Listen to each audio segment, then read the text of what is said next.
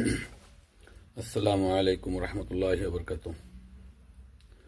সকল দেশবাসী, সকল ধর্মীয় ও মুসলিম উম্মাহ, সকল জাতি, মানব অধিকার ও মানবতা বলতে কিছু একটা আছে। সেই শুভবাদে আমরা সকলে আসেন, আমরা ঐক্যবদ্ধ হই। আমরা মানুষের জন্য। আল্লাহ সৃষ্টি করছে মানুষকে মানুষের জন্য। আল্লাহ মানুষ সৃষ্টি করছে মাকলুকের উপকারের জন্য। যত মাকলুফ আছে, একটা পিপিলিকা, এটারও একটা হেল্থের জন্যই মানুষকে আল্লাহ তৈরি করছে। তাই আজ বিশ্ববাসী যারা মানবতার যারা বলে মানবতার ফিরিওয়ালা জাতিসংঘ, আজ তারা ঘুমিয়ে আছে। তাদের পৃথিবীতে দুইটা রাষ্ট্র হলে হবে, ইসরায়েল আর ফিলিস্তিনি। এই জাতিসংঘ মুসলিমের জাতিসংঘ না। এই জাতিসংঘ আমেরিকা ছাড়া কোনো জাতিসংঘ না। এই জাতিসংঘ মানবাধিকার লঙ্ঘন যা করছে, তাদের কোনো চোখ পড়ে না।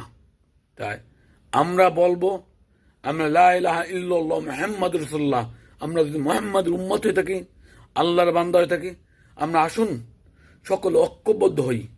কারণ এখন যদি আপনারা বলেন যে সৌদি আরব এত একটা মুসলিম রাষ্ট্র, না, সৌদি আরব জাহেল ছিল বলেই অগণিত নবী পাঠাইছে।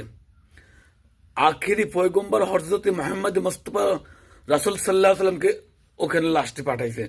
তা এরা আগেও জাহেল ছিল, বর্বর, অত্যাচারী ও মুনাফিকি, নিমখারামি তাদের ভিতরে সবটাই আছে। তারা যে আগে ইহুদির পৃষ্ঠপোষক ছিল, তারা এখনো আছে। এরা সৌদি আরব দেখে আপনাদের কিছুই শিখার নাই। সৌদি আরব দেখে আপনারা শিখে কি করতে পারেন, অন্তরে একটা ঘৃণা আনতে পারবেন। সেটা কোনটা তাদের নেন, যে আল্লাহর প্রতি। যে ওরা আলাম রুট দিয়ে রোস্ট করে, ওরা আলাম রুট দিয়ে প্লেটে সাজায় বসে খায়, আমরা খাওয়া পাই না। ওইটা যখন আপনি ভাববেন, তখন আল্লাহ আপনার রাগ থেকে আসবে। আল্লাহ দুনিয়ায় পাঠাইছে খাবার লেগে। এরা হলো মাগিবাজির উস্তাদ। সৌদি আরব বর্তমানে যারা আছে, যারা স্বৈরাচার ওই রাজতন্ত্র দখল করে আছে, এরা হলো একটা বিশ্ব জাতির মুনাফিক। এদের মতো মুনাফিক আল্লাহর দরবার, আল্লাহর জমিন আর কোথাও আছে কিংবা সন্দেহ? যদি পৃথিবীতে আবারও সেই নমরুদ ফিরাউন তালিকা যদি কোনো ভুক্ত করা হতো, তাহলে সৌদি আরবরা বেশি সবার আগে থাকতো। তা আসলে যাক, আমি এই বিষয় নিয়ে কোনো কথা বলতে পারবো না। তো আমরা যারা আছি, যে আল্লাহকে ভয় করি, রাসূলকে প্যার করি,